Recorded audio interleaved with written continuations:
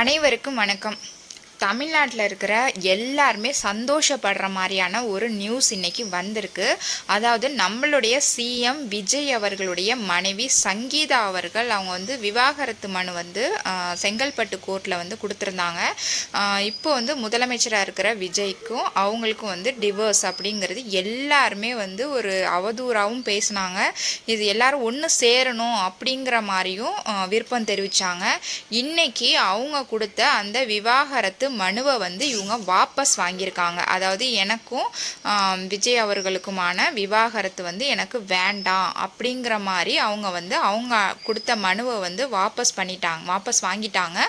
So அதுக்கப்புறம் அந்த நீதிமன்றம் இவங்களுடைய விவாகரத்து வழக்கை தள்ளுபடி பண்ணிட்டாங்க, முடிச்சும் வச்சுட்டாங்க. இனிமே இவங்களுக்குள்ள விவாகரத்து கிடையாது.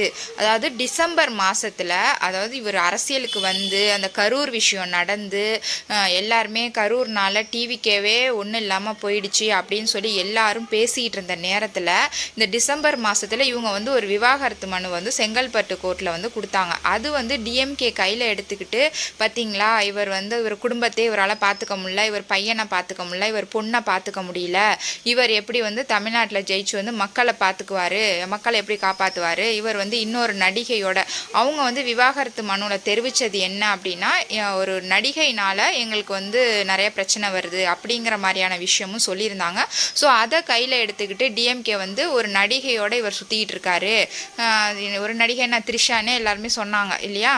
அதோடு இல்லாமல் விஜய் அவர்களும் ஒரு கல்யாணத்துக்கு த்ரிஷாவை அழைச்சிக்கிட்டு போனது, அப்புறம் முதல்வராக அவர் பதவி ஏற்ற பொழுது த்ரிஷா ஃபஸ்ட்டு ரோலை உட்காந்துக்கிட்டு அப்படியே ஓவர் ஆக்டிங் பண்ணது, இது எல்லாத்தையுமே மக்கள் ரொம்ப வெறுத்தாங்க. டிஎம்கேவும் இதை கையில் எடுத்துக்கிட்டு, அதாவது விஜய் அவர்கள் மேலே எதுவுமே ஒரு கெட்ட விஷயம் சொல்ல முடியல அப்படிங்கும் பொழுது இந்த ஒரு விஷயம் அவங்களுக்கு ஒரு லட்டு மாதிரி கிடச்சி இதை வச்சு அவங்க அரசியல் பண்ணிக்கிட்டு இருந்தாங்க.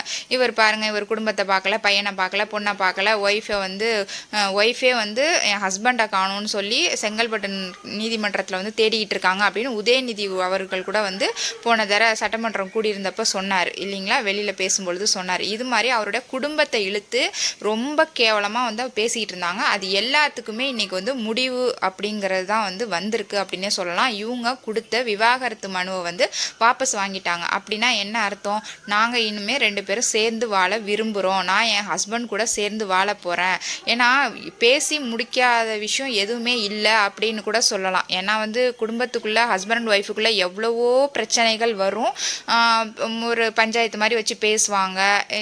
அதாவது நார்மலாக இருக்கிற எல்லா குடும்பத்துலேயுமே இந்த ஒரு மாதிரி ஒரு பிரச்சனை வரதான் செய்யும். இவங்க குடும்பத்துலேயும் வந்திருக்கு. அதுக்கு ஒரு நடிகையை வேற காரணமாக சொன்னாங்க. அந்த டைம் நடிகை வேற திரும்ப விஜய் கூட அந்த அஜித் அவர்கள் வீட்டு டெத்துக்கு போனதாக இருக்கட்டும், இது மாதிரியான விஷயங்கள்லாம் நடந்துச்சு இல்லையா.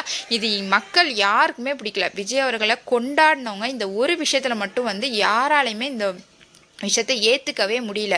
ஏன் இப்படி பண்ணுறாரு? அவருக்குன்னு ஒரு குடும்பத்தோட, அதாவது ஸ்டாலின் அவர்கள் முதல்வராக பதவி ஏற்கும் பொழுது துர்காமா கண் கலங்கி இருப்பாங்க. அதை பார்க்குறது, அவர் ஸ்டாலினை நமக்கு பிடிக்கலங்கிறத தாண்டி அவர் ஒரு குடும்பமாக பதவியேற்பில் கலந்துக்கிட்டதை தான் மக்கள் விரும்பினாங்க. அதே மாதிரி நம்ம சிஎம் முதலமைச்சராக பதவி ஏற்கிற, அதாவது எவ்வளவோ பிரச்சனைகளை தாண்டி முதலமைச்சராக பதவி ஏற்கும் பொழுது குடும்பத்தோட, அதாவது மனைவி, பொண்ணு, பையன் அப்படின்னு எல்லாரும் இருந்திருந்தா இன்னும் நல்லா இருந்திருக்கும். அதை தாண்டி ஒரு நடிகை முன்ன உட்காந்துக்கிட்டு அப்படியே அழுகிற மாதிரியான இது எல்லாமே மீடியாக்கள்லாம் அந்த லேடியே ஃபோக்கஸ் பண்ணிக்கிட்டு இருந்தாங்க. இது யாருக்குமே பிடிக்கல. இப்போது ஏண்டா எல்லாமே கரெக்டாக இருக்குது, இந்த ஒரு விஷயத்தை மட்டும் விட்டுருங்க.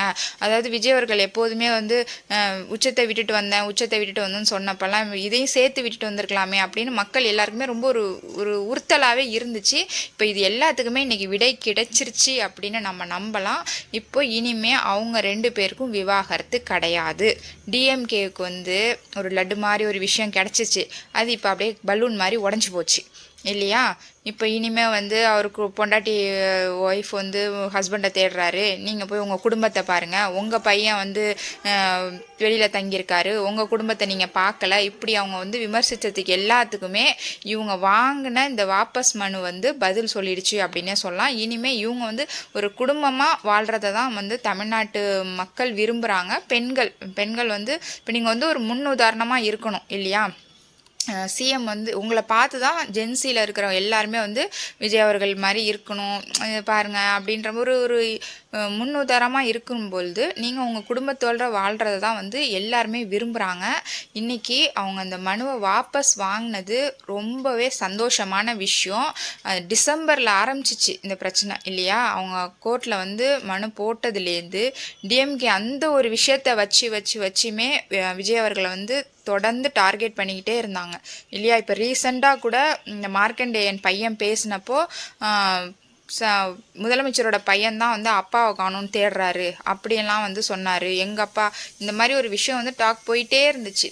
உதயநிதி சொன்னதுலேருந்து எல்லாருமே, அதாவது த்ரிஷாவையும் விஜய் அவர்களையும் ஒன்று சேர்த்து பேசினது, அதுவும் இல்லாமல் விஜய் அவர்களும் சிஎம் விஜய் அவர்களும் வந்து இடம் கொடுத்துட்டாங்க அப்படின்னு தான் சொல்லணும். ஏன்னா அந்த லேடியை வந்து ஒரு கல்யாணத்துக்கு அழைச்சிட்டு போனதாகட்டும், அடுத்ததாக வந்து ஒரு டெத்துக்கு அஜித் அவர்கள் வீட்டு டெத்துக்கு அழைச்சிட்டு போனது, இது எல்லாமே வந்து மக்களுக்கு வந்து எரிச்சல் தான் உண்டானுச்சு. இன்றைக்கி எல்லாத்துக்குமே ஒரு சந்தோஷமான நாள்னு கூட சொல்லலாம். இன்றைக்கி வந்து ஆடி வெள்ளி நல்ல விஷயமே கிடச்சிருக்கு அப்படின்னு கூட சொல்லலாம். ஏன்னா வந்து இவங்களுடைய விவாகரத்து வேண்டாங்கிறதான் மக்கள் எல்லாருமே விரும்பினாங்க. அது இன்னைக்கு நிறைவேறியிருக்கு. வாபஸ் வாங்கிட்டாங்க. கோர்ட்டு வந்து இந்த மனுவை வந்து தள்ளுபடி பண்ணிடுச்சு. இனிமேல் விவாகரத்துங்கிறது ஒன்றும் கிடையாது, முடிஞ்சிருச்சு. இனிமேல் செங்கல்பட்டு கோர்ட்டில் அவங்க அதை தேடுறாங்க, இவங்க இதை தேடுறாங்கன்னு யாரும் எதுக்கும் சொல்கிறதுக்கு வேலை இல்லை.